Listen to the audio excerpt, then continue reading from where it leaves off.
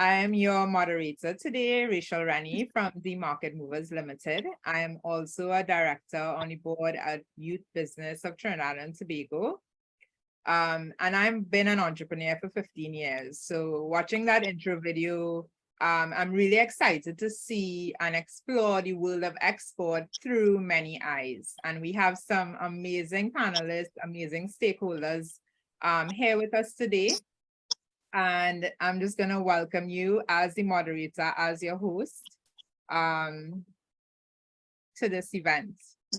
So first of all, greetings to the Senator, the Honorable Paula Gopi-Schoon, Minister of Trade and Industry, Mr. Navin Dookeran, Chief Executive Officer of Eximbank of Trinidad and Tobago, Mr. Deodat Maharaj, Executive Director of Caribbean Export Development Agency, Mr. Dhanraj Harrypersad, General Manager of Client Services at ExporTT, Ms. Lisa Marie Daniel, General Manager of FashionTT, and Ms. Aurelia Bruce, Senior Trade Specialist at the Ministry of Trade and Industry, government officials, officials from the Ministry of Trade and Industry, YBTT directors and officials, Mr. Shadron Collins, General Manager at Youth Business of Trinidad and Tobago, Mr. Sheldon Thomas, Manager Marketing at the Eximbank, senior officials from the Eximbank, Caribbean Export Development Agency and ExporTT, heads of business chambers, regional and international business partners, representatives from our embassies and consulates, captains of industry, entrepreneurs, members of the media, a warm, warm welcome to this world of exports that we are about to explore. Today marks a significant moment in the sphere of export development, not only in Trinidad and Tobago, but within the region. Our economy is at a point where more knowledge and exposure are being sought by young entrepreneurs. According to the findings of the 2022 Economic Commission for Latin America and the Caribbean, Trinidad and Tobago recorded the largest growth in exports. And I'm certain that our esteemed speaker, Senator the Honorable Paula Gopi-Schoon, would share more on this later in the program. So please stay on for the full time and benefit from everything we're going to showcase. Another important feature in today's program is a signature panel discussion themed export development, an important nugget in the national ecosystem. And I know that's why many of you are here today, where the significant players in the industry discuss and articulate on critical developments along the exporting spectrum. This happens at the end of the official proceedings, and you don't want to miss that. So again, please welcome to everyone and thank you. And we're so happy you can join us. So now I'm going to introduce to you Mr. Colin Hossain, the Vice Chairman at Youth Business of Trinidad and Tobago, and he's going to greet you guys and welcome you to this program. Okay, thank you, Rachel, and good morning to everyone. Senator the Honorable Paula Gopi-Schoon, Mr. Navin Dookeran, CEO of Eximbank, our esteemed panelists, all our attendees today, all protocols are observed. I know Rachel did quite a nice introduction as we begin the fourth and final in this series of export development. And as Rachel said, you know, export development is an important nugget in the entire ecosystem. And to have so many attendees today, so many of you who I know because I've been involved with YBTT for many years, more than 15, but I'm happy to see so many people interested in really trying to understand and explore the world of export, because taking your business to the next level really means, you know, getting outside of Trinidad and Tobago. So really, really happy for that, and really happy that, you know, we have the Eximbank and the Ministry of Trade and Industry supporting us to help us facilitate these programs.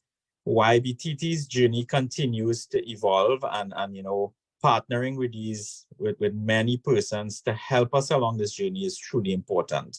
As we at YBTT try to transition, move our strategic direction a little bit from the micro to the small business entrepreneur, I think export and learning about export is really, really a critical piece for all of you young entrepreneurs. So, you know, we've had 3 sessions before. This is the final one. A lot of it sometimes as a young entrepreneur, as a small entrepreneur, and you want to take that next step, it's very important just to learn the basics, right? You need to know from the very start, how do you fill out a form to start exporting? Where do you take your product to get it out of Trinidad? How do you facilitate payments back in? So it could seem daunting at times, but you know, with these sessions and these panelists and the discussions that we have, it really helps you and makes it easier to facilitate. So enjoy the conversation, be interactive. You know, we have a lot of really, really resourceful people on the chat, companies on the Teams meeting. Let us help you remove those fears and continue on the journey with YBTT as we try to strategically direct our young entrepreneurs to get into that export market, tremendous benefits, earning foreign revenues for the country, growing your business, helping to balance it out, not only locally, if you have challenges with a local market in terms of economic downturns, etc., you have an export to the world to fall back on. So thank you for the opportunity to do the opening remarks, and I'll hand you back to Rachel Rennie to have a wonderful session. So thank you today. Thank you, Colin. Thank you so much. And, you know, I really appreciate that export for an SME is, or any entrepreneur, is like the zenith of you know, accomplishments. It's where you hope your business will grow into. And I think that support along that growth path is really important and vital. So thank you, Colin, the Youth Business of Trinidad and Tobago, and the vision that is going to be carried on to help SMEs grow into that next level, and MSMEs. So next we're going to introduce Mr. Navin Dookeran. He is the Chief Executive Officer of Eximbank, and he's going to share some remarks, hopefully inspire you. He was giving us some great, you know, words of wisdom in the back before we began. And welcome, Mr. Dookeran, and the floor is yours. Well, thank you very much, Rachel. I must say that video that you all started, what do you call it, a Jumpstart program? I mean, it did an excellent job of showing the motivation, the emotions of the people that have been involved in this program. And really, it really makes you want to feel to be a part of that group, right? This group that YBTT and other partners are working on to really expand and increase the small business segment of our market. As Rachel was alluding to, we had a little conversation before this, and we were talking about that the SME sector is the key sector for any country to ensure its vitality for the future. So Rachel, thanks for that little mention there. I know I skipped over. Let me just say, you know, salutations to the Senator, the Honorable Paula Gopi-Skoon, Minister of Trade and Industry, Mr. Deodat Maharaj, Executive Director of the Caribbean Export Development Agency, Ms. Aurelia Bruce, Senior Trade Specialist at the Ministry of Trade and Industry, Mr. Dhanraj Harrypersad, General Manager, Client Service, ExporTT, Ms. Lisa Marie Daniel, General Manager, FashionTT, Mr. Colin Hussein, Vice Chairman, YBTT, Mr. Shedron Collins, General Manager, YBTT, members of the media, and distinguished ladies and gentlemen. You know, the Eximbank is delighted to be a program partner for this Export Readiness Workshop Series, a timely initiative developed by YBTT to equip business with the knowledge and skills necessary to thrive in the global marketplace. Now, the Eximbank's mission is to increase national foreign exchange earnings, and we are committed to offering financial solutions tailored to the firms in the private sector to enable them to boost their capacity to export. And I want to underline to the small business segment, we have offerings that can work for you, and we have even more that are coming closer to the end of the year and next year. So we are extremely happy to partner with YBTT and play a role in building the capacity of our non-energy sector businesses and entrepreneurs through this series. In fact, this is not the first time we've partnered with YBTT. In the past, we had some very interesting and well-produced video pitch competition that we had that was run through the secondary school system. And you know, again, the creativity of our young people is second to none. And some of the ideas were very realistic and potentially could make a difference in the future. So our engagements with YBTT have been stellar. And I must say the team, Shedron and his team, they are able to execute, and that's why we continue to work with them. You will find that is a theme that I continue to use. The ability to execute, right, is something that's important. So many of the businesses and entrepreneurs who participated in the workshop series over the past month would have gained tremendous insights in and practical tips. Just quickly, let me just mention that, you know, session 1 was developing your export potential and capacity. So it assessed if you're export ready. An export ready business is one that has the capacity, resources, and management to deliver a marketable product or service on a global scale at a competitive price. Session 2, strategy for entry into new markets. You understand the risk involved, which market entry strategy you should use. Keep in mind the financial impact. Entering international markets can involve credit, political, and currency risk. Those are some of the topics that were covered there in session 2. And then finally, in session 3, the importance of effective market research. Quality market research gives you the export advantage. The more information and intelligence you have on the market, the more likely you are to reduce mistakes and have a smooth entry. So some very pertinent and relevant type of information that I think will help entrepreneurs continue to develop their business.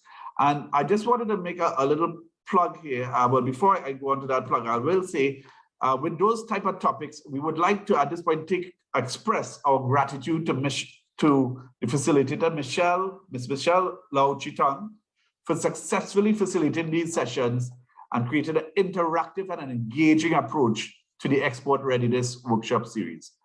So I know we're online, so you can't all see, but let's just give Michelle and the team, you know, a little round of applause for their ability to deliver that in a digestible fashion. The little plug I wanted to mention is that on the Eximbank site, right, we make foreign exchange available for even aspiring entrepreneurs who are in the manufacturing sector. So likely we want people who are exporting, but if you're not exporting, but you have plans to export, we ask you to fill out an export plan. That makes a lot of people nervous. It's like a business, oh my God, I have to do a plan. Well, we have it very simple. It's on one of the pages on our website where it's an Excel sheet. So really it helps you structure your thoughts. You just fill out one block at a time. These are the markets that you're thinking about. These are the distributors. These are the things that it walks you through the process of what you need to think about. So I'll just point you to that tool on the EximbankTT.com website as well. So moving along, I would like to just mention at the TIC Successful Trade and Investment Conference that happened over the last little while. There was much discussion and so on. And at the TIC, the Eximbank encouraged investment in the areas of energy efficiency, cybersecurity resilience, technology adoption and deployment, and new plant and machinery purchases to drive competitiveness. And that was a good message for the companies that are established and are moving, you know, in terms of their export strategies. But for businesses that are at the earlier stages of their life cycle, you know, I wanted to mention a few additional avenues, right? First one, I want to talk about that execution mindset, right? And I will just briefly tell you a quick story. Right, so there was this entrepreneur that wanted to raise funds from the bank or from an investor, and they did up their business plan. And then they went to the person and said, look, okay, here's my business plan. And if I get X number of funds, I can do Y. I can accomplish, some goal. They say, okay, well, let me review your plan and then I will let you know what I decide. That's one thing. But some entrepreneurs with that execution mindset do the same thing, but they do it a little differently. They go to the investor or the banker and say, listen, I've created my export plan. Out of that export plan, I have done A, B, C, D. I have now to do, we accomplished these particular goals, and we are now going to do X, Y, and Z. If you'd like, you could invest in my project and you'll get a return on investment. Right there, you could see the shift, right? It's not that they're asking for money to do something. They are doing it. They are executing. And that money will come because people will see that confidence in you. So this is one area that I wanted to mention is in terms of that mindset and that execution mindset, once you're moving, you would be surprised at how many resources and how many partners and collaborators will want to join with you because you're moving and you're creating success. In your video, I did hear somebody talk about that business model canvas, right? And we don't have time to go in. This is not the session that we go into all the details here, but just search that up if you don't already or haven't heard about it. That business model canvas is, again, another tool like the Excel export plan to structure your thoughts and plan. A couple other things before I wrap up now is that, there's so much international platforms that are geared for actually earning foreign exchange, for providing services globally. The marketplace is global now. And so there's a few that are like Fiverr, that's Fiverr.com, Fiverr.com, Upwork.com, Freelancer.com. If you're a graphic artist, if you're into writing, if you're into a number of different fields, I mean, it's a plethora. I was going to share the screen, but I didn't have time at this point. But there's a number of different ways that an individual could provide services from right here in Trinidad and Tobago to the global marketplace. And these platforms, they already exist and they are very, very entrenched. The other thing that I wanted to mention is that there is a new role that has been creating. Some of you all would have heard of the digital nomad, right? And there's a new category of digital nomad roles. So there's a site like flexwork.com, which actually just lists a bunch of remote working opportunities, right? I already know of some people who live in Trinidad and are providing actuarial services for companies in North America, right? So it's possible. The world is much smaller, especially thanks to all this move to the technology platforms, that a lot more is possible today than was just a few years ago. So in final closing on my last paragraph here, I will just say, apart from our core role as an export credit agency, we will continue to support educational initiatives geared towards greater awareness for our local firms on how they can fully capitalize on their export potential. And as Malcolm X once said, education is the passport to the future, for tomorrow belongs to those who prepare for it today. So to all the businesses, entrepreneurs, ensure you are prepared today and reap the rewards of exporting success in the future. I thank you very much. Thank you. Thank you, Mr. Dookeran, for those important messages about just becoming export ready.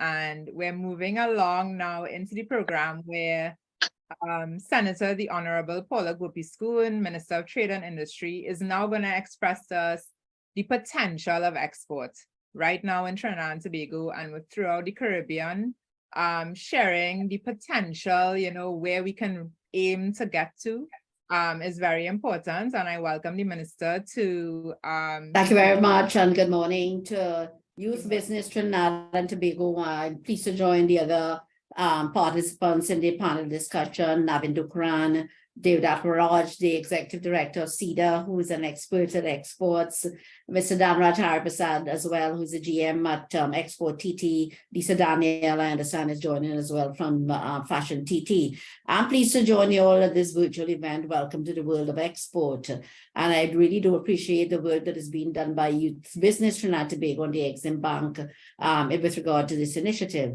So firstly, let me commend all of the potential entrepreneurs or young entrepreneurs that are investing their time and they are making a commitment to the contribution and growth of our economy. I want to tell you that Trinidad and Tobago is poised in a special place with regard to our exports, in that we've had a substantial increase in our exports, and 69%, making us the best performer in Latin America and the Caribbean in 2022.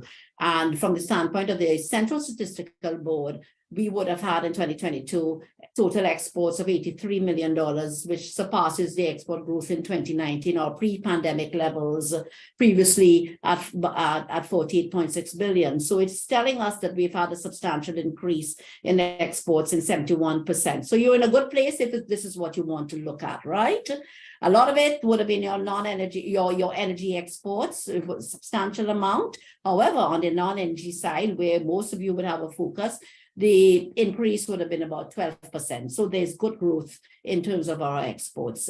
So I understand that overall there have been about 100 entrepreneurs that have been part of this initiative. Welcome to the world of export, which I understand had 4 sessions starting last month, with sessions on developing your export potential, entry into new markets, and also the importance of effective market research, and culminating with today's session, which really examines the players in the export market and what you really need to do to get out there.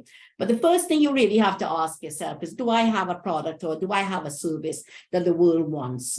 Because you can't speak about exporting unless there's a potential for or demand for what you wish to export, either the good or the service. Do people want the products that I have to offer, or rather, how can I tailor my offerings to meet the needs of the external markets? And that's what you should be asking yourselves. And in answering this question, you have to rely on market intelligence to really evaluate the opportunities and the risks as you are about to enter into new ventures, or as you're about to look at expanding. And one of the ways I want to point you, and you may have heard about it already, is this, when you're thinking of doing market research, is our TT Business platform, and more than that, the Trade and Business Information Portal for Trinidad and Tobago. And what this portal does is that it provides you with tools and resources under 3 main categories: trade, business, and investment, and gives you the step-by-step guidance on how to import and export goods, the market analysis tools, the regulatory requirements for starting a new business or expanding an existing business, and the requirements when undertaking an investment. So this is it's a significant tool, and I want to encourage you to use this tool to identify the opportunities and the potential markets for your goods and services. And as you begin to navigate the export landscape, another critical question is, does my product meet the quality standards and requirements to access international markets? And you have to look beyond just the CARICOM territories. Do I really qualify in terms of the international standards? And by that I mean, has your product been through the relevant testing? Does it meet the international standards per country? Has it acquired the relevant certification? Is the certification that you've received from an accredited institution, is it properly labeled? I mean, it's a tedious process, but you have to do it once you're considering especially where it's a food item or so, you have to ensure that it meets the requirements. So you have to remain resilient, and you must strategically position yourself to capitalize on the opportunities available to achieve your goal of exporting into these particular territories. The Ministry of Trade and Industry, recognizing the needs of entrepreneurs relating to meeting international requirements, is implementing a number of initiatives. And one which we have done since for the last 2 years is called the International Certification Fund. And that is where exporters you have to be in business for at least 2 years, you can access aid, a grant for international certification from ExporTT, and that grant is going to help you with meeting the quality and safety standards for the particular international market. It's quite substantial, but because we understand that you would need to gain the service of an international expert or consultant to help you through the process of accessing this international certification. So that's available through the ministry and through ExporTT. And then, of course, with regard to finance, finance is always the issue with growing businesses. There's several grants, including a grant fund facility from the Ministry of Trade and Industry, a steel fan manufacturing grant, a research and development grant, and so on. And there are also other grants that are available through NETCO.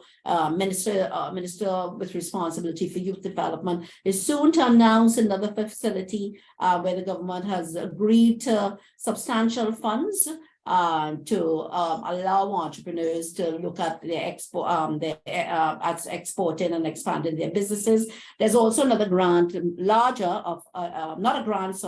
funding available through the commercial banks. It's actually via the Ministry of Finance through 4 of the commercial banks, which will allow you access to at least up to $1 million from the commercial banks at special rates, etc. So funding is available through the commercial banks and also grant funding from the ministries. And of course, that is to fight your biggest bugbear. And apart from that, there is another mechanism at ExporTT, the Export Boost Initiative, which will help you to implement several of your export projects and so on. I know that MTI, the Ministry of Trade and ExporTT are well represented on the panel, and I expect that they will go through the details of these initiatives and give you the necessary support and guidance that you require.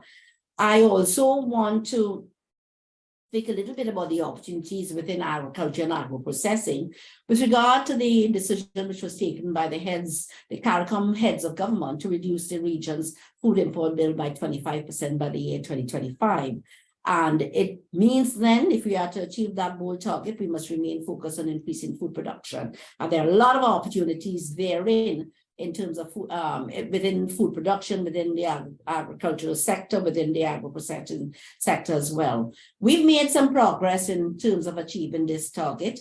And one example is that 100 youths between the ages of 16 to 35 have been selected and registered with the University of the West Indies for certification in shade house production and management, allowing for the opportunity for youths in the agriculture sector.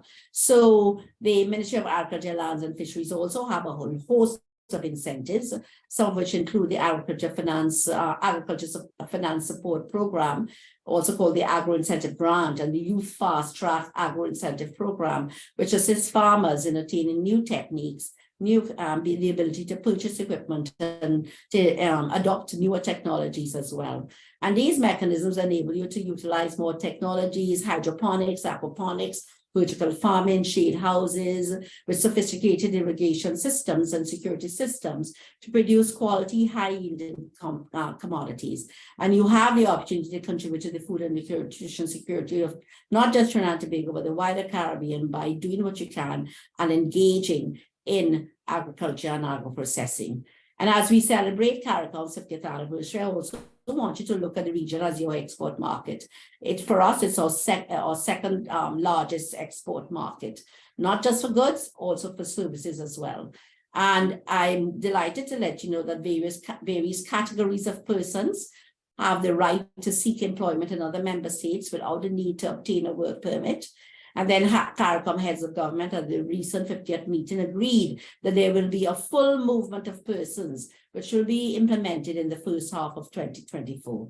This means that artisans, artists, musicians, media personnel, agricultural and domestic workers, sports persons, university graduates, nurses, teachers, private security officers, all can at this time offer their services and goods throughout the region. Their services throughout the region. And by next year, this situation will be firmed up where there can be a total full movement of persons. And we hope this comes through, as I said, by mid-2024. And as it is, we've done all that we've had to do to implement the necessary legislative amendments to allow for the existing categories of workers, and we wait for the expansion.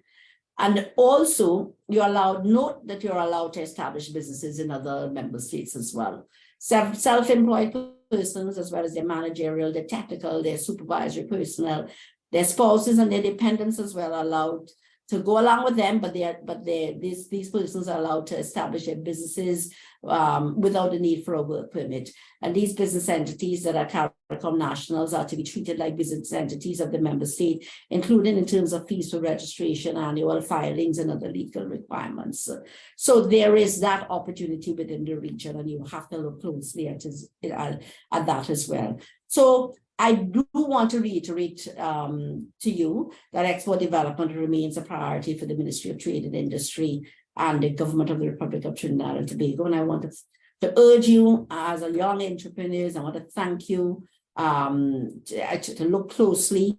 You have the ability and the responsibility to diversify our production and exports of goods and services, and to increase revenue and to generate employment and to contribute to the greater economic stability of Trinidad and Tobago.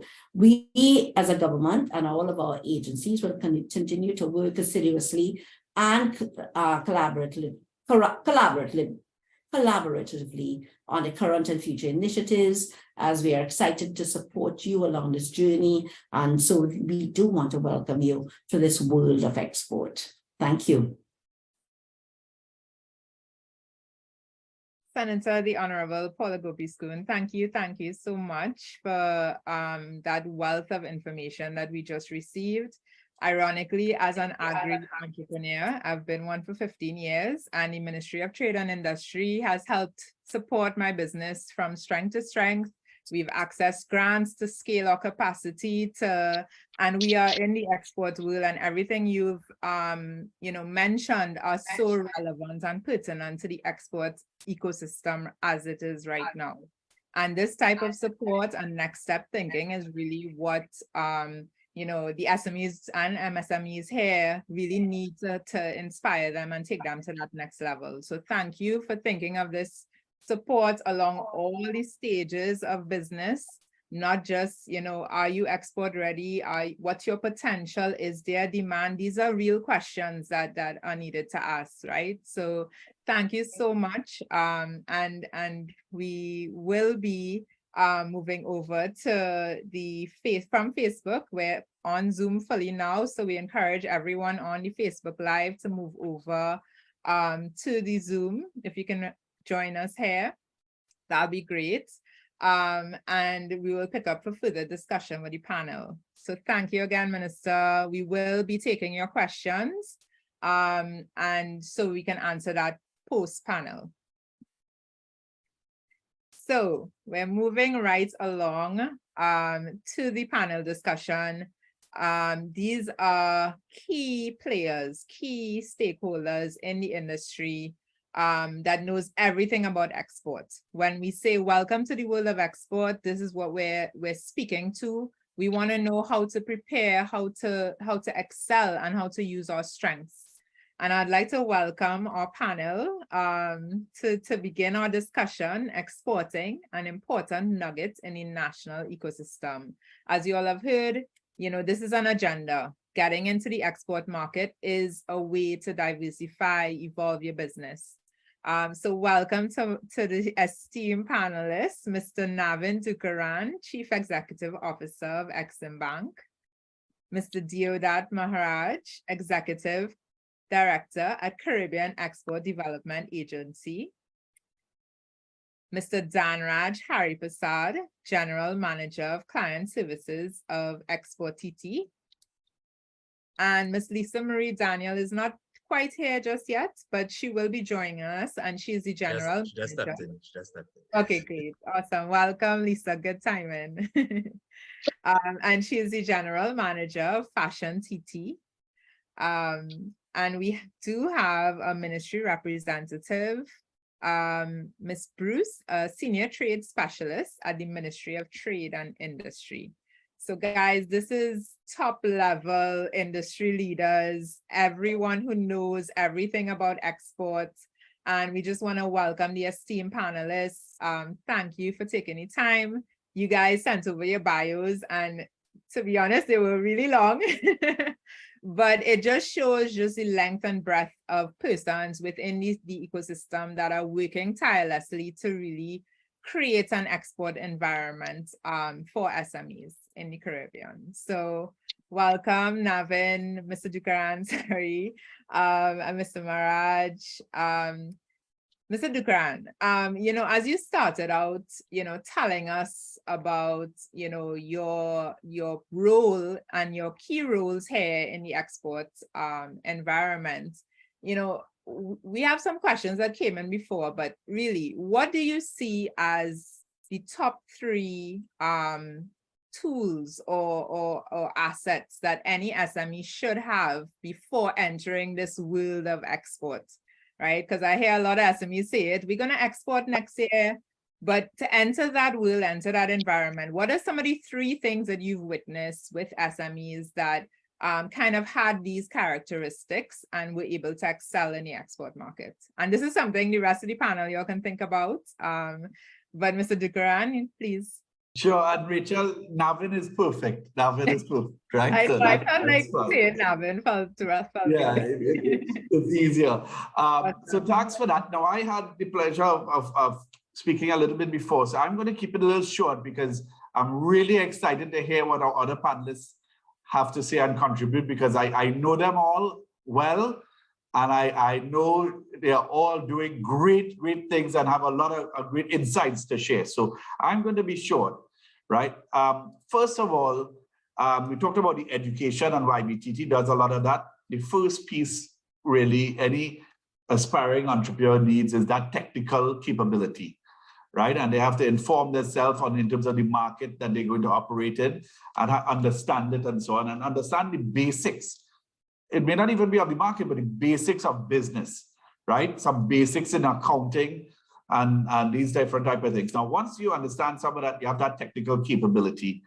I think you should also combine that with using the technological tools. So we talked about the accounting. Well, maybe use QuickBooks or Sage or some accounting software that will help you track your stuff. And then there's other tools for different aspects of business. But there's all these technological tools that are available. So first is your technical capacity, your technology, use of technology. And then you would have heard the minister say it, and I'm sure we'll hear more from Dhanraj and so on, is the government support programs. There's free money out there for you to do what you have to do, right? And available. And so between those 3 things, education, technology, and government support, I think you're going to place yourself in a good place. Awesome. Thank you, Navin. Thank you. I want to move to Mr. Harrypersad, because I will say as an SME, when I started on my export path, Eximbank, I thought that's finance, that's support, that's the, if you need that financial support, that's what, their bank, right? And Mr. Harrypersad, Dhanraj, I know we usually just right. Right. ExporTT was my next step. ExporTT felt like, this was for Trinidad and Tobago SMEs. I want to get into export. I imagine the name is just aligned directly to that. So tell us from your experience, and I know you have a wealth of experience with dealing with a lot of us. What do you see? What are those 3 characteristics that you've witnessed as well? From some of the applicants from the ecosystem that have benefited and really thrived in that export market? Okay, thank you, Rachel. And I'll draw from my experience, because we do get a lot of new companies coming to us for the first time who are interested in exporting. A lot of them, they don't have the product yet or the service. So they're trying to figure out that, like, what makes sense to produce. And oftentimes they would ask me that question, what should I export? What should I be producing? What is trending? It's difficult for me to say those things because it's just wide open. So I think it's important for you to know what your strengths are, your your interest, your passion. Because if you don't have that and you come into a business, it might get boring, or you would not have the same drive that you would need to make it successful. So I think that is important. Like, really choose something that resonates with you, that you are passionate about, that you want to see through, you want to be successful in. So that is key. Once you have that, then we could start looking at information. Because if you want to make a decision, it's important that you have your information in hand that will allow you to make the best decision possible for you. So that is something that we would help with. So if you have that product in hand, we can start looking at the trade data to see what's trending, what is on the up for that particular product category. It doesn't have to be as specific, but if it's just a product category, something that you're generally interested in and you want to find out more about it, there's obviously a huge amount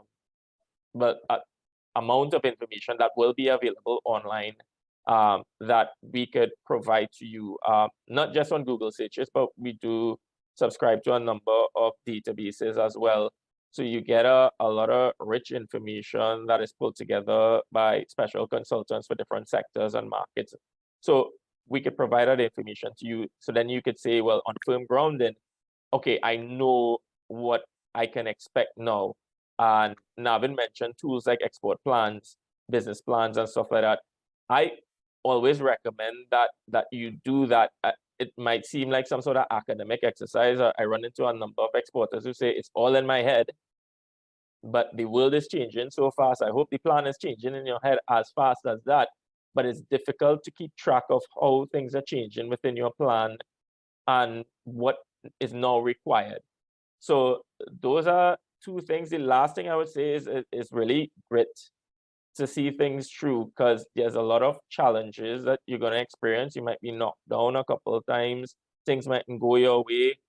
You might apply for a grant at ExporTT. We might ask you for some additional documents, but some people might get discouraged by that. But I mean, if you stick through it and you get the documents you submitted, eventually you will get there. So I think that is key as well. I mean, and it goes back to the first point of being passionate about what you're doing and genuinely interested to really see these things through. Awesome. Thank you, Dhanraj. And I mean, it's very true what you're saying. I've heard no so many times from ExporTT, and then it's somehow, once you keep at it and you do what you need to do, the necessary, it always works. And I'm a graduate of the Export Inc., the Export Accelerator, and asking the tough questions is really a big part of that growth for us. Mr. Maharaj, Caribbean export. As an SME, we see Caribbean export as that next level, right? You've worked with the Trinidad and Tobago support system. When we see Caribbean export, we think high level, gold standard of accomplishing support. And I've always noticed that the Caribbean export has introduced ideas. They've always been forward thinkers in, what's trending, what are the opportunities in the export market. And because of some of those trainings and requests, and just sharing of information, I know a lot of SMEs who have explored potential markets because of that foresight, I should say. So I wanted to ask you, how does the Caribbean export, how do you all continue to have that vision? What practices do you all put in place to really, take us to that next level? Is that something within that you planned, or is there, and what are some of the trending or new opportunities that you are seeing in the Caribbean export market? Yeah, thank you so much, Rachel, and a great pleasure to be here with Navin and Aurelia and Lisa and Dhanraj, and I see my dear friend Colin Hussein as well, and so many other participants. I think this is a fantastic initiative, and it's really good to see the focus on young businesses. Young people in the Caribbean represent 60% of our population, okay? Young people generally, globally, they're about 30% of the world's population. That's like under 20, but the important point is 100% of the future. So similarly, the participants here are 100% of the future of Trinidad and Tobago in terms of exporting. For us at Caribbean Export, we recognize a couple of things. One, that similar to the fact that young people are the 100% of the future, 60% of the population of the Caribbean, the fact is that micro, small, and medium scale enterprises account across the Caribbean, including Trinidad and Tobago, for around 75 to 80% of total businesses, accounting for 70% of the region's employment and around 55 to 60% of GDP. So the focus on this sector, I mean, is absolutely the right way to do things. So that's one. For us at Caribbean Export, recognizing the role of MSMEs, although we work with well-established exporters and potential exporters, we work on a day-to-day basis in a very concrete and practical way with a lot of MSMEs. But we've heard from the Honorable Minister giving, I mean, impressive numbers, and Trinidad and Tobago should be congratulated for doing a 69% increase in export year over year. I mean, that's fantastic, and it's a consequence of the good work that's been done across the board. For us, and the message I have for this cohort of participants is that in the Caribbean, a couple of things we have to recognize. One, that we can't mass produce. We are not India, we are not China, we are not Vietnam, no Ethiopia, no Nigeria. So for us, what is important, and Dhanraj knows this well, is about a premium product for a premium market. And I think you can figure out the third thing I'm going to say, for a premium price. Okay, so that's one important point. Secondly, where are the products in Trinidad and Tobago? I mean, we have a range of products. And when we think, and I like what Navin said earlier, think not only goods, think services, think exporting knowledge, expertise, and competence. But let's talk about cocoa, for example. Trinidad's Trinitario cocoa is ranked among the top 2% of the world in terms of quality. Therefore, you have a premium product that you send to Harrods, which we're actually doing in Trinidad and Tobago. Okay, Fine Cocoa Company is sending that product to Harrods. And you're going to a market where people don't look at prices. It's not like going to Shabana's market or wherever, and you're looking at prices. For a premium product, for a premium customer, they pay whatever is the asking price. So that's one important point. Secondly, what is very vital for us in the Caribbean, and you asked earlier, Rachel, what are some of the challenges and issues? To my mind, finance is one. Most people would say finance, okay? And Dhanraj addressed some of these issues, and Navin spoke to this issue as well. I also believe information is one of the biggest, if not the biggest challenge. We don't have the information, so we don't know where to go. And what we at Caribbean Export do, so I would encourage people to go on our website, www.carib-export.com. We provide concrete and practical ways to help you export these lucrative markets, okay? Within the Caribbean and in Europe and elsewhere in Europe, the European market is a market of 500,000 people. We have an economic partnership agreement with the European Union where participants in this workshop, this seminar, must recognize that if you export to the European Union, it's duty-free, tariff-free, quota-free because of that preferential access. And what do we do at Caribbean Export? We help businesses in very concrete and practical ways. The minister spoke about this. What are the phytosanitary requirements? What are the packaging requirements? What are the labeling requirements? Very concrete and a lot of boring stuff, right? But very necessary. I mean, it's always good to give an example. We work with Nalido out of Belize. They do organic turmeric. So why is it organic turmeric important? Could you mass produce that? It's difficult, right? But they had a premium product. We worked with them for 2 years. Now they're exporting containers of organic turmeric to the European market. Think about that. So from one farm, from 3 to 5 employees, they moved to 25 employees. They had one farm, was too small, it couldn't provide enough, right? They have started subcontracting to other farms, creating employment for 100, 150 people and earning serious money as well. But what Dhanraj said earlier, it takes grit. I like that term. Just 4 letters, but a powerful term. You have to be there in for the long haul.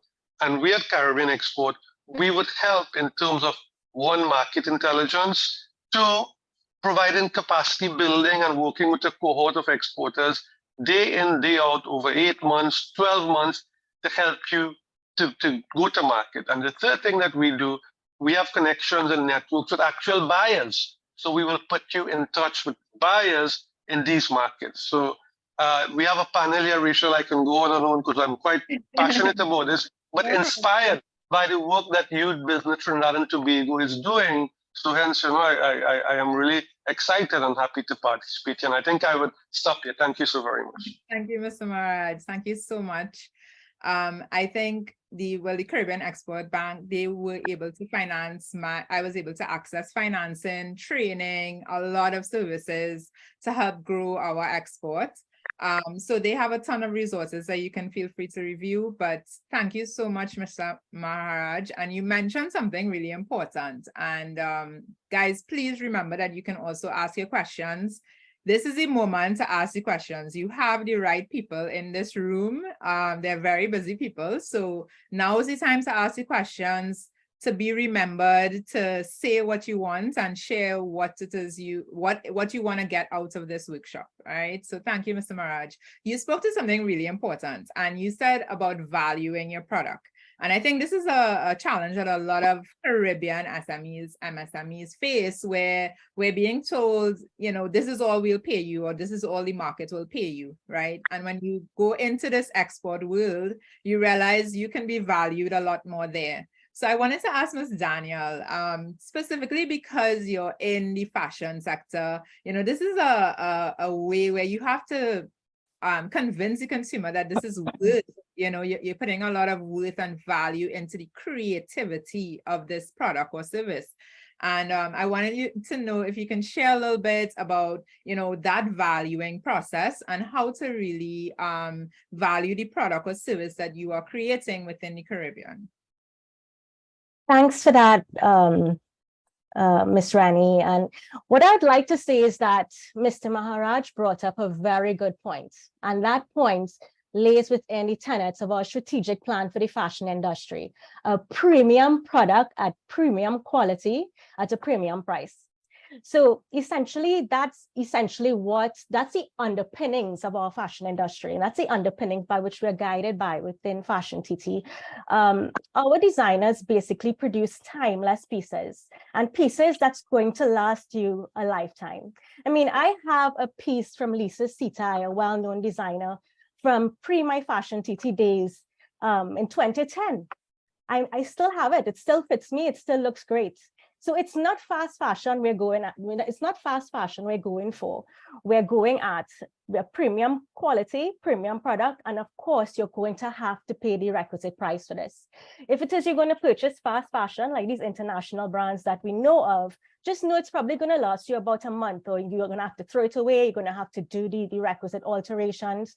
But really and truly, our consumer base here locally, regionally, and internationally has to understand as well the level of work that goes into a local piece to really ensure that it will last you a lifetime and to ensure that it will be timeless. So that is what I want to say on that part of it. What I also want to say is that, talking about it from an export perspective, FashionTT basically supports annually about 100 designers, right? And we support them via a 4-tiered system called the Value Chain Investment Program. So we have designers on the global tier who is essentially ready to export. They don't require any more capacity building. We have designers under the tiers right after that, which basically supports designers in terms of understanding what it is to be export ready, understanding how do you market and promote your business, how do you cost and price your products, how do you reach out to buyers, what is basically an efficient and relevant buyer's pitch. So these are the tenets in which we work with our designers to make them export ready to reach into the global program. And what it is we've been doing is that we have been working with the top tier designers in terms of going into international markets, because that's how it is we're going to solicit and get the buy-in. So recently we would have went on a trade mission to United Kingdom with designers such as Mailing, The Cloth, the Hideout Clothing, and J. Angelique. Yeah, and we would have worked with a consultant by the name of Geoff Cooper, who is diaspora, by the way. So he's lived in London for a period of time. He's been involved in London Fashion Week. He is involved in the British Fashion Council. He's just really, really well connected. And he supported us with meeting buyers within a really nice space in London within the Pall Mall district. So I'm not too sure if you're familiar with Pall Mall, but it's very central. And within there, when our designers were meeting with buyers, it was just really, you know, they really knew their products in terms of fabric composition, in terms of their pricing, understanding their retail as opposed to their wholesale. And I have to really say, we have already received some orders. You know, we have already received some orders and interest. Thank you, Navin. And I have to say, and let me tell you, the type of buyers who met with these designers are buyers from Net-a-Porter, are buyers from Liberty, buyers from Cultmere. So we have a nice sweep. We have a really, really nice sweep of orders coming out from that. And then we had a New York mission before, which I'd like to say one designer already is in about 4 stores in Brooklyn. And that was in June. So what I'm really saying is that this is what FashionTT does for the fashion industry. We support the industry end to end. Not only capacity building, but we basically provide customized training, which will support you in terms of your mentorships in order to be globally viable. Once you're globally viable, we're going out to markets. Thank you, Ms. Danielle, so much. And I think that Thank you. no, it's really relevant to know the potential. I think, you know, when SMEs and MSMEs start the process, you can think very day to day or, you know, week to week. So understanding this potential is really tremendous. Ms. Bruce, we were told that you are you lead the trade related issues unit as well as the trade implementation unit at the Ministry of Trade and Industry. But tell us a little bit more about you know, about that sector and how can SMEs really access support at every stage, if they're new to export, if they're well into export, and if they want to grow their export potential. Thank you very much, Ms. Rennie. And so I would start where the trade-related issues begins, and that is with the development of our national policy. So of course, at the Ministry of Trade and Industry, we set the policy framework and the policy guidance for export, whether it is SMEs or other businesses. And again, this is just one of the areas that the MTI, or one of the roles that the MTI would have to play in this export development and export growth. Of course, we have other roles to play in terms of the projects and initiatives that the Honorable Minister would have mentioned earlier in her discussion. Of course, we have our trade licensing that forms part of the whole ambit of exporting, depending on your product. Of course, compliance with international agreements and agencies and standards, ensuring that our exporters are compliant. That's part of the MTI's role as well. And then other things, negotiating market access, which I'll get to, and then facilitating trade promotion, and looking at the sort of diplomatic or economic diplomacy, as we call it, as well as the institutional and legal arrangements. So when it comes to accessing these services or what is necessary or how we support, as I said before, I wanted to ground it in the policy, because the policy, our current policy, our trade policy 2019 to 2023, which means we are at the juncture where we are reviewing that policy and looking towards the development of the 2024 policy.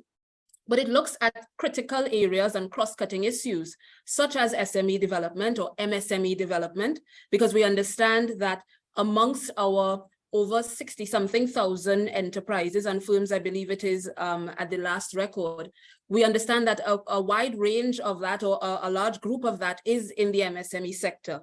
And that also leads to some of the discussions that we were having before in terms of what is your value proposition as a small or micro industry.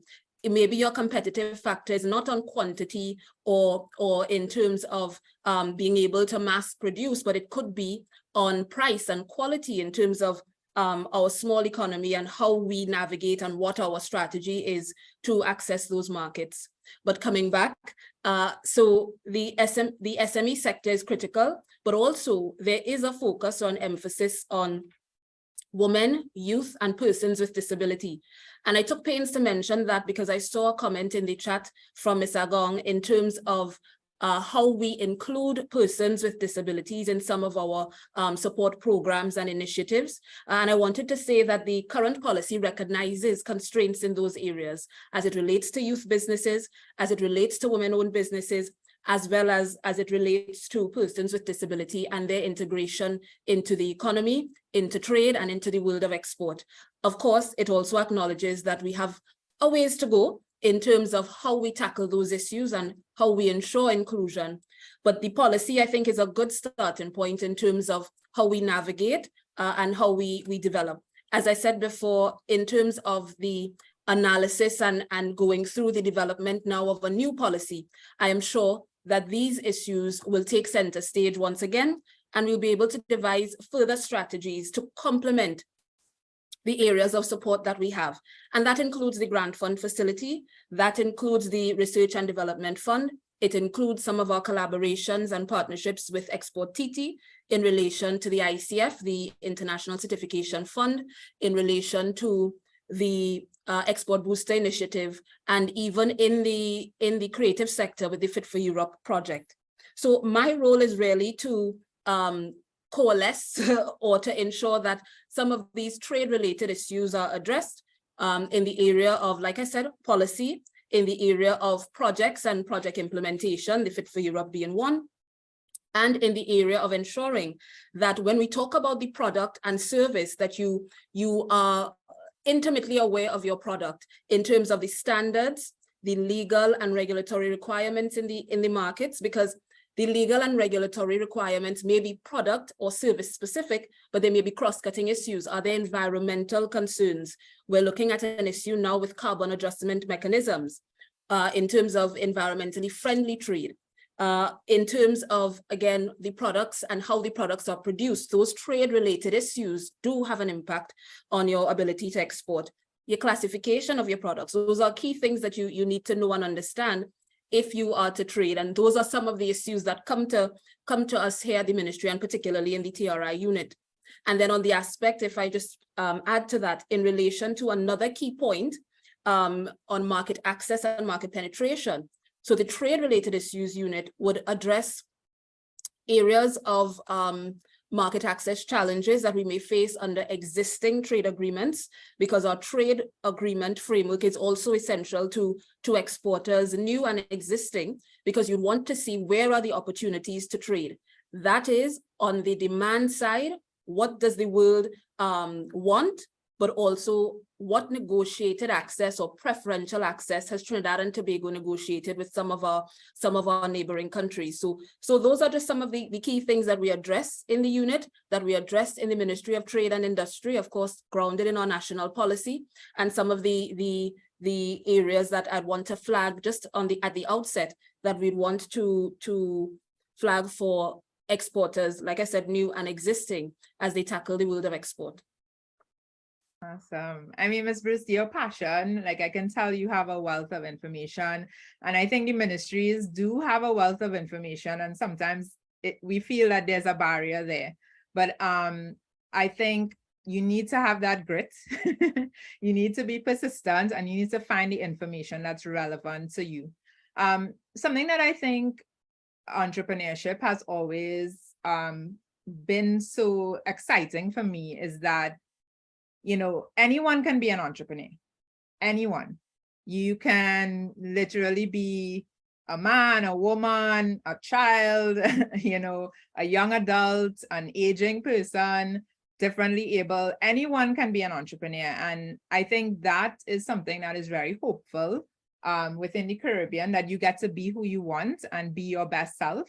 And understanding that the Youth Business of Trinidad and Tobago and all these agencies support persons at any stage in their life, right?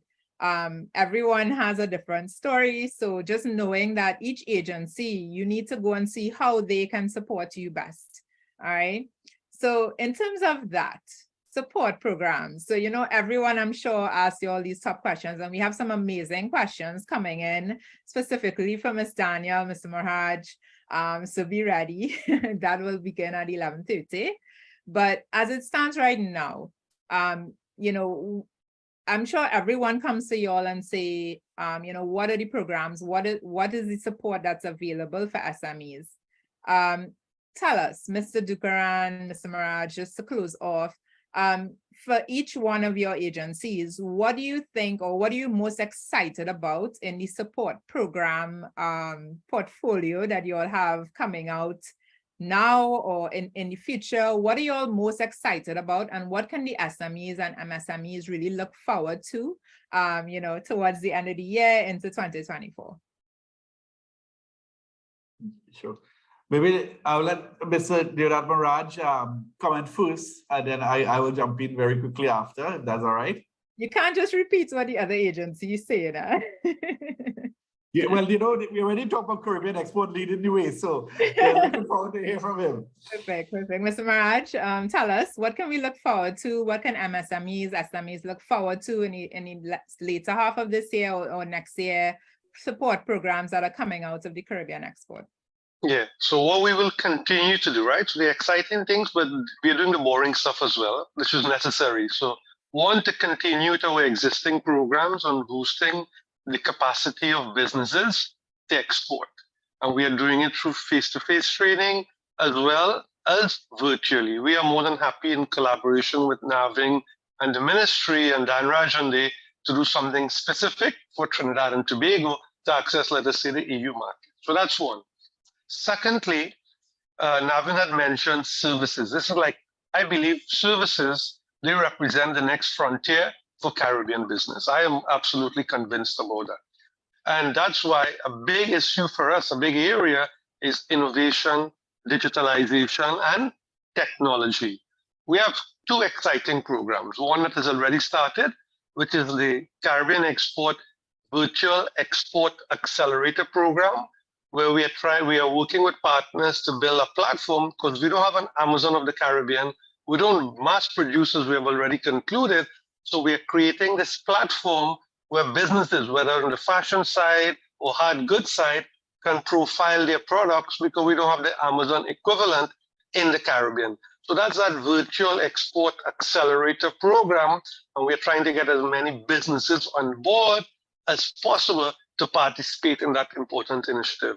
Continuing on the theme of innovation and digitalization and technology, we have a very exciting program. We've gotten, this is $14 million US program, which is 5 million we have negotiated for the Caribbean in this European Union, Latin America, and the Caribbean Digital Accelerator Program. And what we are doing with this program, especially for the young people, because you guys are at the heart of startups and developing new apps and new approaches to leveraging technology to generate business solutions. So this program is providing capacity building to micro entrepreneurs and small businesses in the digital space.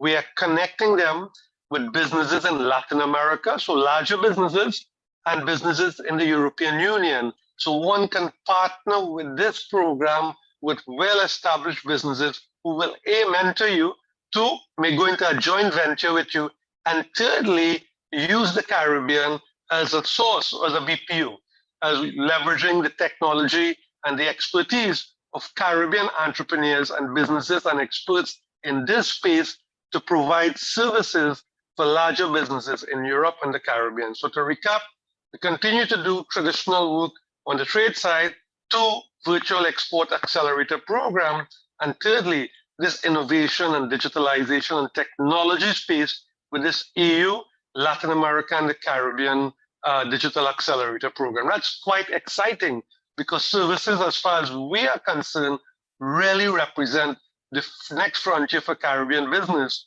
And it's high time we commoditize our expertise and talent and creativity and export that to create jobs and opportunity and make money for people. I don't think anything is wrong with that. If Minister was here, she would say, and of course, pay taxes, which I agree to as well. Thank you. Thank you, Mr. Maharaj. Thank you. Navin, Wait, I will be very quick. Yeah, can we look We forward? have a catalytic finance fund that's coming to the end of the year, 2023, early 2024. I've been speaking about it for a while, so you know it is coming, it's making progress. One of the major aspects of that, it sits in between the type of financing we'll be able to do, will sit in between grant financing and loan financing. Sometimes creative sector individuals are not, you know, can't sign up for a regular loan payment. So this would be something along the lines of preference shares or catalytic shares. Basically, is that the Eximbank will be taking an investment in your venture. And that is where we're coming up with something very different. We're looking forward to it. I will say the Ministry of Trade tracks the action items under that Ministry of Trade policy, and we always have to report. This is one area that they want us to design from the 2019 to 23 policy. So we are designing it, and we'll implement it for the next policy going forward to implement that. So that's what we're looking forward to beginning of next year. Awesome, awesome. And the Youth Business of Trinidad and Tobago is a participant of the virtual e-commerce accelerator program. So we're looking forward to that as a business support organization. Dhanraj, what can we expect or look forward to from ExporTT later this year into next year? What support services can SMEs, you know, start thinking about, start preparing for?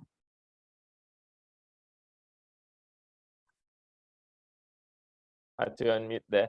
Right, yeah, so we'll be continuing with our incubator and accelerator programs. I think the incubator program in particular may be something of great interest to the participants in this room.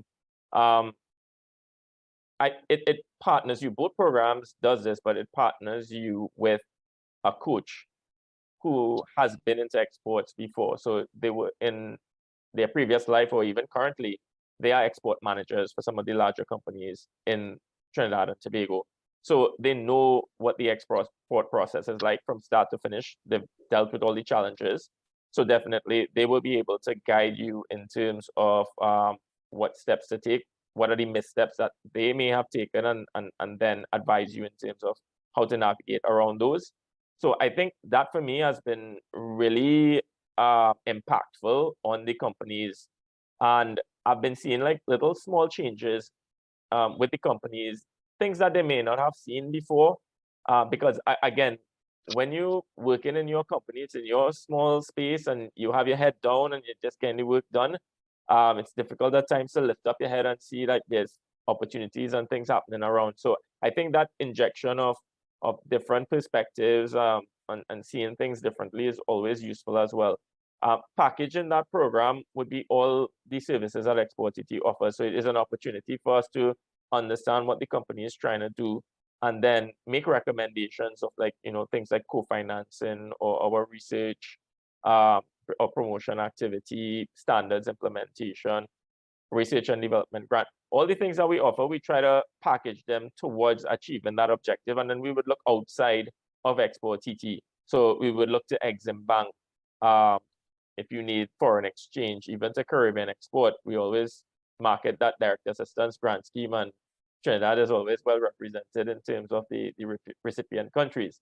So those are some of the things that we would point out. Now, we have been implementing the Export Booster initiative for the ministry for the last 2 years, and that has provided a lot of resources to ExporTT that we would have not had before. In capacity building, we were able to move our standards implementation program from just technical support to achieve certain standards to changes in your infrastructure, purchase of machinery and equipment. So before, we would have just brought in someone, gave you the technical consultancy and say, well, hey, you gotta change all these things here, there, and there. It might cost you about $200,000 and leave it right there. Nothing happens after because they don't have $200,000. So we put the funding now within the program. So Minister mentioned it's a high ceiling, it's $500,000 you have to cover all the things, hopefully, that are necessary to meet those standards so you can export. So those things continue. We've been running trade missions, I would say nearly every two months or so. We're just going somewhere. We're in trade shows as well. We recently brought down buyers from Jamaica and St. Lucia to Trinidad and Tobago to meet with our exporters. The newest things that we have that companies may not be aware of is our airfare assistance grant. So what we're trying to do with that is for smaller companies that are below a certain revenue threshold. It's currently at 10 million, but we're trying to increase that a bit to open it up to more companies. But we would cover your airfare for your attendance in trade missions and trade shows for up to 5,000 TT dollars for regional travel and up to 10,000 for extra regional travel. And there's a limit of 15,000 for the year. So you can decide how you want to spend it in terms of where you want to go.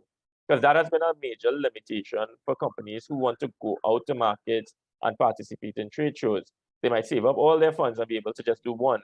With this, you might be able to do 2 or 3 and then be able to properly assess markets, because you could read about things, you could look at the data, but being on the ground is totally different. Being able to speak with the players, see the supermarkets, look at the trade, see the prices, how products are represented, and that sort of thing is very important. We will be doing the American Food and Beverage Show in September. Our next trade mission will be to St. Lucia together with TTMA, August 9th to 12th. And one more thing I'll mention, our in-market promotion grant. So that is relatively new as well, and we're taking on applications. What this does is that it provides funding to an exporter who recently sealed a deal. So you got a new deal with a distributor, and you don't necessarily have the funds to then promote and build that brand loyalty with the market, because your product might be virtually unknown in the market. So you have up to $85,000 through that facility to work with your distributor to start marketing, whether it be through online, you want to boost Facebook and do social media stuff, you want to go into supermarkets and do sampling, all that is covered within that grant. So those are the things that are new, and some of the things that are old. A lot of people come to us for grants.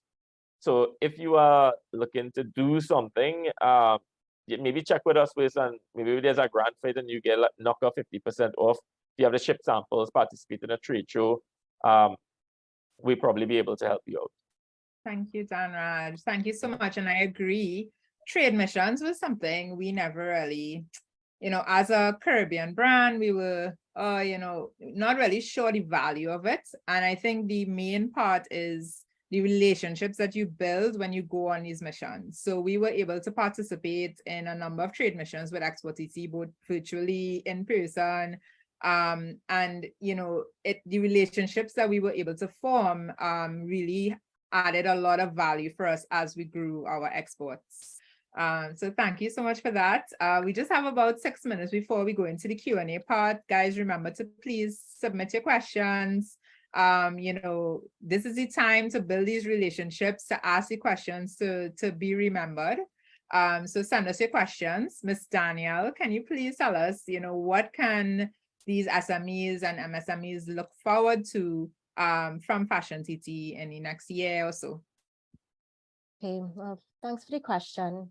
So basically, FashionTT will continue with our value chain investment program, which provides the customized mentorship in terms of your business developmental stage. So right now, currently, UE is our partner for fiscal 2023. And UE has been providing one-on-one mentorship to over 100 designers within our VCIP.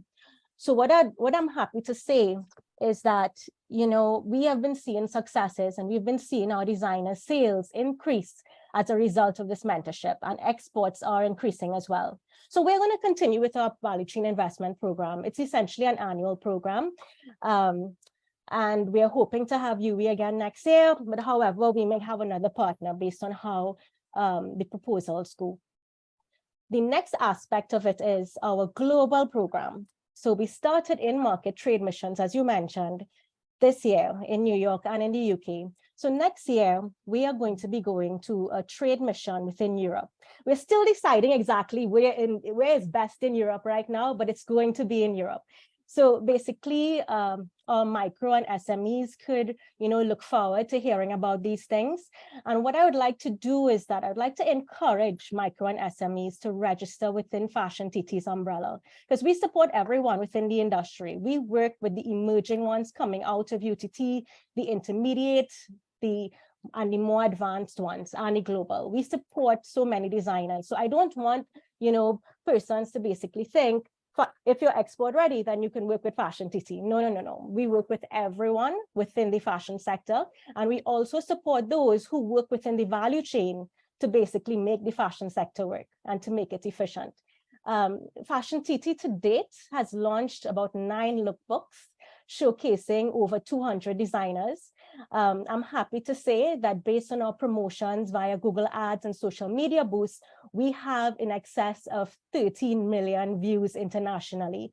And designers have been attracting buyership from as far as Australia. A designer called me very, very excited the other day, and he was like, oh my gosh, Lisa, a DJ in Australia just messaged me, and he said he got my contact details from basically the lookbook.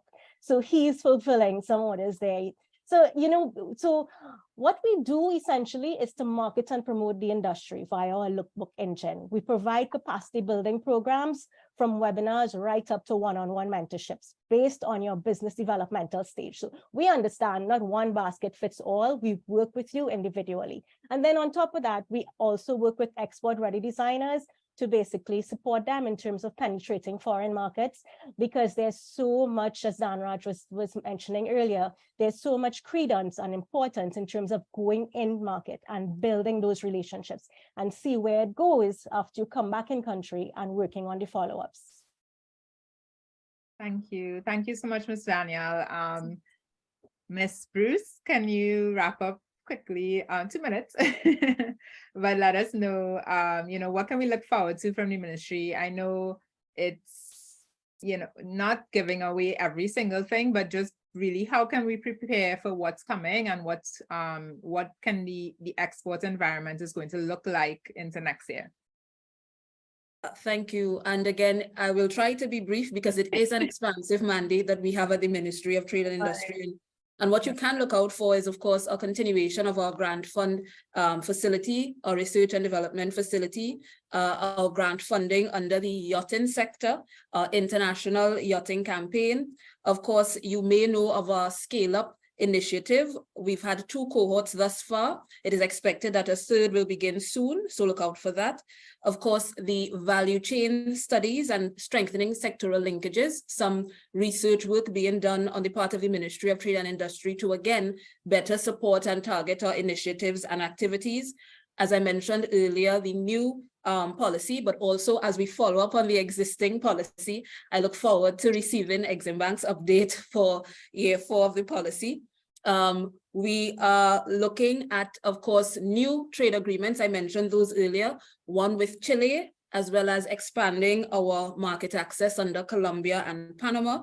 Of course, the apprenticeship programs. We've had one in the non-energy manufacturing sector, another in woodworking, and I am told that a 3rd, very exciting, in the services sector is coming, but I don't want to preempt the unveiling, so look out for that. Of course, our continued advocacy in the international arena, whether it is at the CARICOM level, regionally, in other regional blocks, at GRULAC and so on, and as well as at the multilateral level, when we talk about world trade. A new trade and investment promotion infrastructure in Trinidad and Tobago, hopefully with a focus on and with a view to improving and making more efficient and accessible how we do trade and investment promotion. Again, you would also note that our trade information, because we recognize the importance of providing that information. So our upgrades to the single electronic window, some were revealed or unveiled last week. And then I'm sure there are more improvements to come, as well as additional information on our trade and business information portal. Of course, our collaborations continue with the Ministry of Finance in terms of how we make sure the fiscal incentives are right for the MSMEs as well as other businesses. And we continue following up with other key public sector stakeholders like the Ministry of Youth Development and National Service and some of their programs there. So you will hear more again in the budget presentation. I'm sure the Honorable Minister will unveil many more of the new and exciting things to come, especially in the area of digital and e-commerce and the like. So I don't want to preempt that, but we are working and we continue to work to ensure that our export and trade development is in a position where our young people have a future and where we can see or we can attain the socioeconomic benefits that there are to trade. Thank you, Ms. Bruce. I just want to say 15 years ago when I became an entrepreneur, never were there as many resources as there are now today. I think being an entrepreneur back then was viewed, there was potential, but now you're seeing that there are real opportunities, and there's not 1, 2, 3, 4, 5, 6 agencies here that are doing important and relevant work in their different areas of expertise to support the ecosystem. And finally, we hear that message of supporting everyone at every stage. It's not just for the big business anymore. It's not just for the micros anymore. The medium to those who want to scale and who are just as frustrated as the micros. This is everyone has an opportunity and a resource here that they can tap into. And I invite you to take full advantage of it. Direct message them in the chat, send your questions. We did get a couple really good questions in, and we're going to move into the Q&A part of the program. So the first question is there a market for export consultants? Any training or job opportunities on this end, right? And this is coming in from Rishma. So again, within the export ecosystem, people are thinking products or, only products. But as we heard, services are a big part of that. And when I started our online business, we were getting international orders and shipping locally. And we didn't even understand at that point that we were exporting a service. So sometimes you're exporting a service and you're not even fully aware of the potential or untapped potential of that service that you're providing. So the question is, is there opportunity for export consultants? These are obviously service providers. Can you tell anyone free to answer? Is there opportunities for consultants and service providers? Mr. Dookeran, Rachel, I will jump in. We are looking for those people right now. We just actually started the beginning work with TTMA, which is the Manufacturers Association, but maybe expand more on manufacturing, but they are going to pay consultants to work with small business. But I want to be clear what we're looking for. The consultants we're looking for is not for advice. It's not for guidance to say, go do this. We are looking for people who would be part-time employees almost in that company and say, oh, you need your labeling to be compliant with all the different regulations. Okay, let me get the graphic designer, let's do this, let's take it to Kariri. But so we want consultants who are going to work directly with the client. The big change we try to do is to change from training to doing.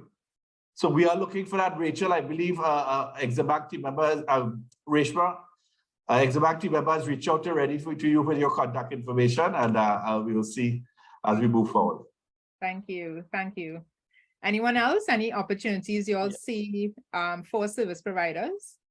Yeah, okay. So international trade consultants, I think there aren't enough of those because we have an issue in terms of getting consultants when we have to go out to market. It's always an issue. Even locally in terms of getting trainers and coaches for programs as well. It's also an issue. In looking at companies and looking at the people in companies, I feel like it is a pool of consultants or export managers that kind of like move around to the same exporters because you see them in different places. But there isn't a program to learn this, right? I think it's true experience because there's the technical stuff and I think there's the policy that you can learn. But in terms of actually working as an export manager, making contacts, those kind of skill sets that we look at because we have stripped down our entire RFP for international trade consultants now to take away research, to take away everything else, market entry requirements. We'll find on our own. All we want a consultant to do is put us into contact with somebody like a buyer or a distributor that best matches our exporter. That's all we want. And that is a skill that I find very hard to find, because I'm not looking at somebody who knows a lot necessarily. I'm looking at someone who is very well networked and can deliver on meetings. Okay. Yeah. Guys, this is market research at its best. You're seeing gaps in the market, you're seeing opportunities. So if you are a service provider and you feel like you can match with some of these agencies, feel free to reach out, send us a message. So the next question, I think this one is from Lisa. Would FashionTT work with craft creators who work on large premium items like macrame wall hangings? And this is coming from Khadijah. Thanks for that question, Khadijah. So FashionTT's mandate is essentially to work with our fashion designers in apparel, jewelry, accessories, footwear, anything under that ambit. In terms of the wall hangings, that's not really in particular under us. But what I would say is I sent my email in the group info@fashiontt.gov.tt. So what I'd like you to do is encourage you to email us in terms of your company profile. And if it is that this is something that FashionTT cannot do for you in terms of support, we will find the necessary connection for you. But I will add, export centers of Trinidad and Tobago is involved in that business significantly. The chairman of that is also the president of the TTMA right now, Roger Roach, and they're looking to see how they make some linkages on that value chain. Export centers, Trinidad and Tobago is a good one for that type of business. Government agency. Thank you, Navin. Thank you, Lisa. And I think that's a really pertinent point that, in the past, we would see, requests or applications, and there might be a profile from these different agencies, and they are using the information that they currently have, right? So sometimes when you apply as an SME, as an MSME, you may not fit the exact criteria, but what I love is with all these agencies, in my experience, they will sort of fit you into something else that could work or find another solution for you. So don't let the bio or the description or the profile or the application form deter you. Sometimes when you apply with what you have, they can see the potential that you may not always see. All right. So thank you so much, Lisa. So the third question we have is, how does one access or get into value chain investment programs of FashionTT? Again, this is from Marcia. So Ms. Danielle, we have another question for you. Sure, no problem. You just need to email us your interests and the details of your company profile, and we'll schedule a virtual meeting with you. Now, what we do ideally is that annually we interview designers, right? So we basically advertise via open call for designers to apply to be within the value chain investment program. And annually we have these interviews with designers with an international expert panel. We call it the IEP because we have panelists from FIT on that panel. And what they do is that they interview each of the designers and they basically score them against 15 rubric of criteria, against marketing, against your sales profile, against what it is, how many orders you generate a month, your costing and pricing and all these things. And that's how we align you to the different tiers of the VCIP. So basically, based on your interview, you get a score, and then you're aligned within the tier of the VCIP, which is along a particular range. So what I'm happy to say is that in a couple of months' time, we'll be doing the interviews again. So everyone should see the open call on our social media and online. But I would still like to encourage you to email us your interests, and we will have a virtual call with you in the meantime. And let's see what could be done. Awesome. Thank you so much, Lisa. Guys, take this opportunity to reach out and have those questions answered. We have a couple more questions. There's a two-part question from Trudy. Is there any export potential, and this is open to anyone, for service-based food businesses such as catering or private chef services? And what advice do you have to an entrepreneur looking into developing food products such as baked products, frozen pastries, or even bottled or packaged food products for export? And this is coming from Trudy. So I think Trudy might be a chef or in the food sector and wants to develop a product or service, a product and service, and she wants to figure out what's the best way to do that.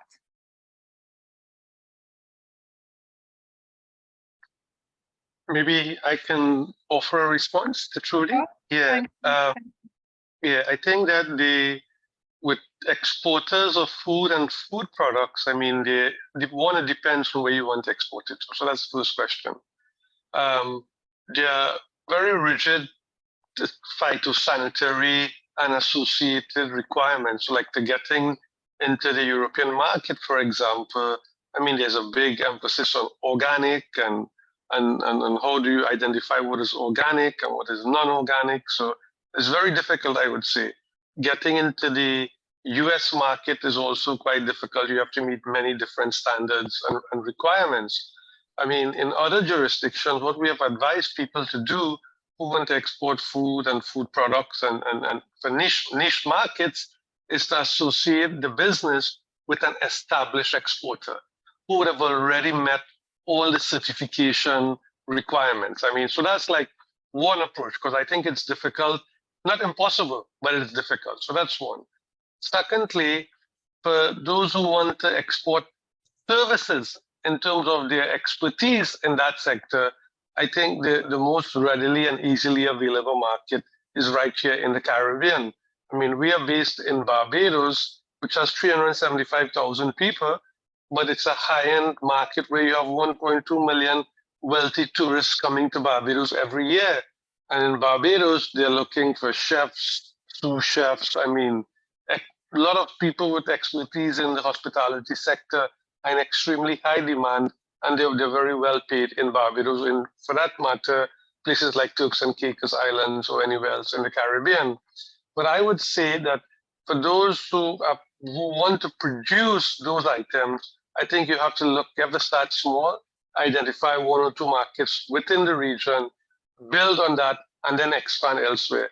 If you have a very unique product that you want to export to Europe, or the UK, US, Canadian market, I think in the first instance, it might be better to partner or to team up that can enable you to do that in a more effective manner. The certification requirements are really high, but not impossible as well, okay? And then the last point, someone had raised the question about consultants, and it's good to see the very positive response from Navin and Dhanraj. We see the same here at Caribbean Export. And what we have done in the past, we have actually done a program to certify management consultants. And if you are certified in terms of ISO standards, not only would you be able to provide services to the Caribbean market, I mean the Trinidad and Tobago market, but you can do so via the regional market. Also, within the domestic market, with the requisite certification, it puts you in a much better position to provide those precise same services to well-established exporters. So I just wanted to offer my 2 cents on that issue. Thank you so much. Thank you. Thank you, Ms. Maharaj. I think that was very pertinent and relevant information. I think the innovation of exporting your service first, going into the countries, seeing where the opportunities lie, and maybe product development can set in at that stage when you do that. So Trudy, best of luck. Reach out to anyone at the... I just wanted to jump in here before you close off on this question, Rachel, because I think two things are important, because again, the question from Trudy is twofold, as Mr. Maharaj mentioned, in terms of the services aspect of it and providing the catering or the private chef services, and then the food product services on the goods side. And in relation to the services sector, again, a key thing in terms of, I think, the 4 key areas that you have to look at is, of course, your product or service, in this case, your service, your private chef services, the market access that is available. Mr. Maharaj mentioned in terms of the regional market, or there may be other areas, if we consider in terms of the EU and the UK, where we have comprehensive trade agreements that allows for the free movement of persons or that mode for services supply, where you can access those markets as a service provider. And then you have your market strategy, because what differentiates you as a private chef compared to any of the other names? I think that is important to know and understand as your market strategy, your branding, your service differentiation, etc. is important. And then I think as well, the fourth thing I'd like to add is your network. Something that I didn't mention before, but is equally as important, is how and where do you interact with fellow exporters, service providers, or potential service providers. So sometimes these programs, these accelerator and incubation programs, are important as you all navigate and try to work out your business or your export potential. And then especially when you are part of BSOs, business support organizations, chambers, etc., you may find that there are persons providing the same or similar services or products. And that kind of network is important in terms of helping you navigate the unknowns. And then on the other side, the product side, as Caribbean Export mentioned, it is a little tricky when we come to food and beverage sector, because of course you have those health requirements, those sanitary and phytosanitary measures in place. But again, linking it back to that discussion we had on the consultants. So not just the consultants to network you or help you get into the market or help you figure out the best locations for your product, but also those that help you understand the standards that are required, the regulations that are required, where there may be additional legislative hurdles in particular markets. That is where you have to ask for help and support, and there is no shame or difficulty in that, because again, if you are providing fresh food, or if it's inputs, agricultural inputs, or other intermediary inputs into a food or beverage product, if it's frozen, you'd also have to consider your logistics and transportation. How are you getting it into the market, if it's near shore or if it's further afield? And then again, the connection in that market, whether it is through a distributor or if you are your own distributor, for example. So there is some complexity in the exports of the food and beverage products, but we see from our exports and our export trends, it is not insurmountable. We have a number of food and beverage manufacturers, both small and large, who are doing great things, both regionally and globally. So not to be daunting, it is difficult, takes a lot of work, but it is possible, and there is potential there. Yeah. Thank you, Ms. Rachel, just Yeah. two quick points on those questions. Dhanraj, I do have someone sending you their services directly. They're Okay. taking deep, so I forwarded it to you directly. So please look into that. All right, no problem. So Go ahead. yeah, so services and products, that they're very different in terms of how they're treated with. And for the history of ExporTT's existence, most of our work has been on products. And we get a lot of flack from services companies about that, but we're slowly changing our offerings to reflect, more services companies and their needs. Now, what I find myself doing with services companies like this one is kind of having a conversation with them about their ideal customer, because there are no reports to look at that's going to find this information. So I would want to know, like, who would be their ideal customer? Is it like a famous person, an athlete looking after their nutrition, working on a yacht or something like that? Then it allows us to narrow down things to find out exactly where, what sort of contacts we'll put them on to.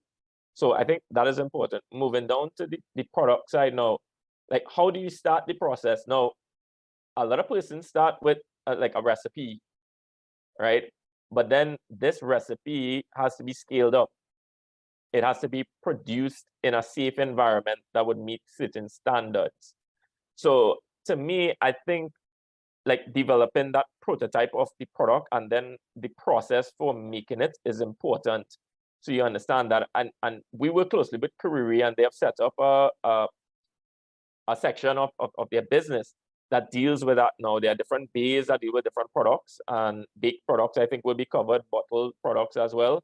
Those will be covered as well. So what I would recommend is you reach out to Kariri and maybe start something of that process to see what would be required in terms of scaling up and producing your product safely. You could even produce it initially at their facility, do however many cases you want.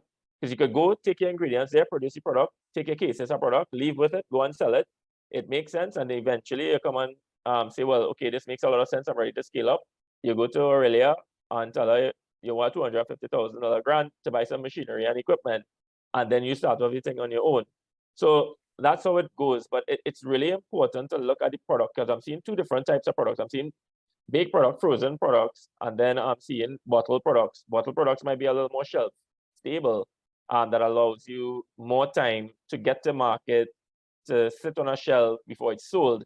But if you're talking frozen products, then it might be different. You have to worry about your cold chain, and Rachel, you would know a lot about that with the farm and function I feel products. like I'm getting deja vu of that. Explaining all this to me when I was in the interview.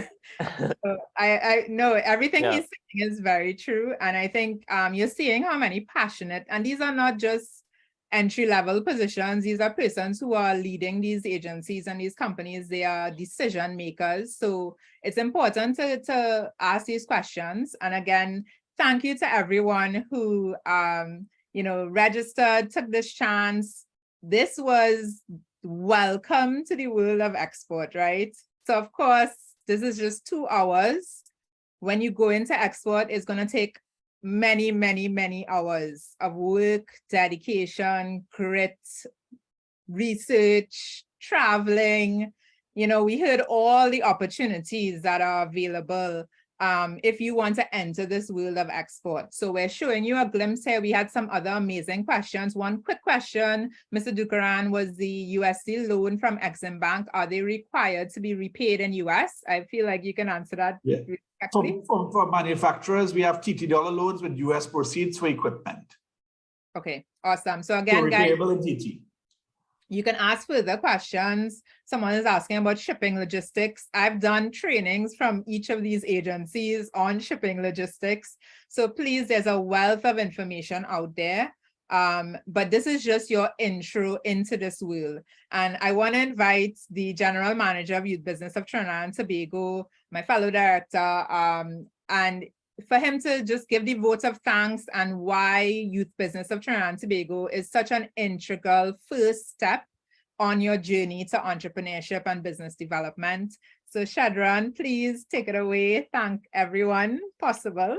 All right, thank you, Rachel. So Rachel asked me to put together some nuggets while the speakers and panel were talking, and I find like I had to scroll long pages, and I was like, yeah, this is not what happened, right? So I think, first I want to thank all the speakers tonight, Senator the Honorable Paula Gupisun, our partners for this event, Eximbank, and Navin and his entire team that we worked with as well.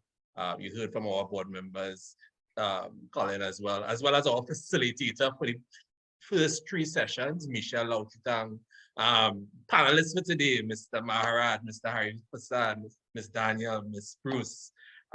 Thank you for sharing. Well, I know I already see probably you're getting some messages privately, right? But it'd be persons connecting with you with their services, or persons who would want to speak to you further as well. So I know that connection is coming, right? Entrepreneurs that participated throughout the series, right? Those who came to the first, second session, third session. We have a couple of them that are names I saw for all 4 sessions, right? And I think that is the stalwart about it. We are going to upload this information to our website to share the information later on, so you can get access to what happened as well as this session from here. I also want to thank our hosts, the most. Rich, thanks for my first time moderating, so I really appreciate everyone's in Navin's words, thanks for the execution. And I think that is the most important part about it. The entire YBTT team around the event, Byron, Jonathan, Sandrine, working around the event to make it happen in the entire series. And I think if I had to kind of sum up the pages of wealth and knowledge, it comes down to 3 words, right? Grit, right? As entrepreneurs and as this session speaks about that wealth of knowledge that is out there, the different support agencies and organizations that you have to go through and understand that you can't wake up tomorrow and just want to export, right? There's a lot of effort that you need to put into it. The second one is, it's kind of connected. The first two connected. So the second one is actually information, right? The more grit you put behind the different organizations, the more knowledge that you get, and the more knowledge you get, the more grit that you're thinking that you need, right? So make sure that you're connecting to the different organizations and getting that wealth of knowledge, right? If you were at different events, if you were at TIC earlier this last week, right? Did you make a connection to those organizations and get more wealth of knowledge? The more information that is out there is more information that you need, right? And then lastly, well, I'll come back to Navin's word in terms of execution. Grit and information means nothing unless you're looking to execute, right? So be sure to follow those 3 tiers of nuggets first moving forward. The reasons why that we're doing a program such as these, for YBTT, we're trying to move micro entrepreneurs to small business space. We have a couple of entrepreneurs that were successful, but how can we get more and more entrepreneurs coming out of that micro phase into that small business space? And we recognize that exporting is one of those avenues. But even more true to that, as Dhanraj spoke about it, is knowing your strengths. And as organizations, we know our strengths, right? Where the flip side of it is know the strengths of others. So who are those other institutions and those other organizations that are out there working in export with many years? So rather than us trying to recreate the wheel, let's bring them together, right? So that's our effort from there. So know our strengths, but know the strengths of others and where we can lean our hats on, right? And a little bit of a little recap and a shameless plug. I always tell my entrepreneurs, there's never a good time to do a shameless plug. There's always a time to do a shameless plug, right? So for YBTT, our focus is creating sustainable and responsible businesses. So you're going to see a lot of work coming out from us around social and green businesses and good governance for businesses as well. It's never too early to start, so we're encouraging micro entrepreneurs to think about how can I have that impact with my business. We also celebrate Global Entrepreneurship Week in November, so look out for that coming soon, right? And our Jumpstart program also starts in September, ends in November as well, right? So folks, my job was easy and I think I'll end it right on time. Thank you for joining us, and we'll see you on our next call and information. Thank you to everyone. We have one closing comment from Sharian Greenwich, and I think this is exactly what we hope to accomplish at the Youth Business of Trinidad and Tobago. She says, "Hi everyone, thank you for this amazing opportunity and wealth of information. She is passionate about local wines, loose leaf teas, which she produces from natural botanical and is loaded with health benefits. And she cannot wait to access the various systems in place for scaling and getting into the export markets." So again, guys, this is what the point of it and why we're doing this.